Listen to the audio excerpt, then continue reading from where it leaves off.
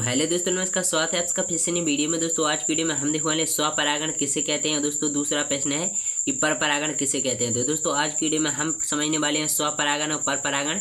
तो दोस्तों वीडियो काफी मजेदार होने वाली है, तो दोस्तों आप लोग वीडियो में कंटिन्यू बने रहिए, क्योंकि दोस्तों आज की वीडियो में हम देखेंगे स्वपरागण और परपरागण एक ही वीडियो में। तो चलिए दोस्तों अच्छे से समझने की कोशिश करते हैं। दोस्तों सबसे पहला हमारा प्रश्न है, स्वपरागण को परिभाषित कीजिए। स्वपरागण किसे कहते हैं। तो दोस्तों जब एक पुष्प के परागकण, दोस्तों समझने की कोशिश करना हमें कि जब एक पुष्प के परागकण उसी पुष्प के वर्तिकाग्र, दोस्तों जब किसी पुष्प के परागकण उसी पुष्प के वर्तिकाग्र या उसी पौधे के दूसरे पुष्प की वर्तिकाग्र पर स्थानांतरित होते हैं या पहुंचते हैं, उसे स्वपरागण कहते हैं।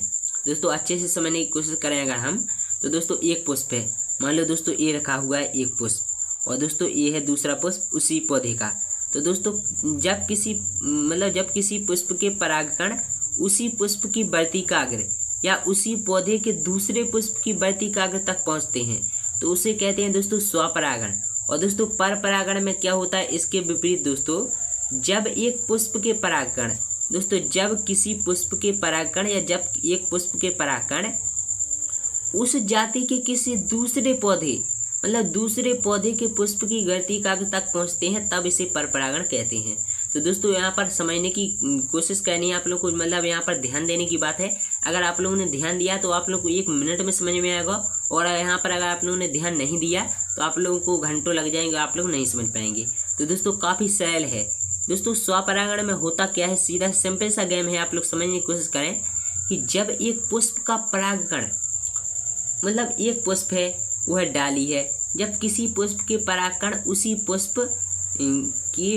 पुष्प या उसी पौधे के अन्य पुष्प की वर्तिकाग्र तक पहुंचने की क्रिया को स्वपरागण, और जब किसी पुष्प के परागकण किसी अन्य पौधे की वर्तिकाग्र तक पहुंचते, किसी अन्य पौधा है, स्वपरागण क्या होता है कि या तो वही पुष्प हो या उसी पौधे का दूसरा पुष्प हो। और परपरागण में क्या होता है कि जब किसी पुष्प का परागकण दूसरे पौधे के पुष्प की परागकण तक पहुंचता है, वर्तिकाग्र तक पहुंचता है, तो उसे कहते हैं परपरागण।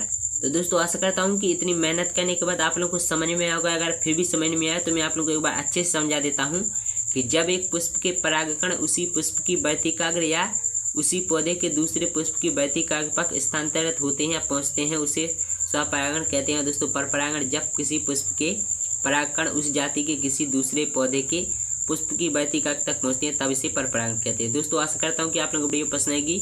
वीडियो पसंद है वीडियो लाइक करना, शेयर करना, चैनल पर सब्सक्राइब करना। चलिए तो हम मिलते हैं अगली वीडियो में, तब तक जय जवान।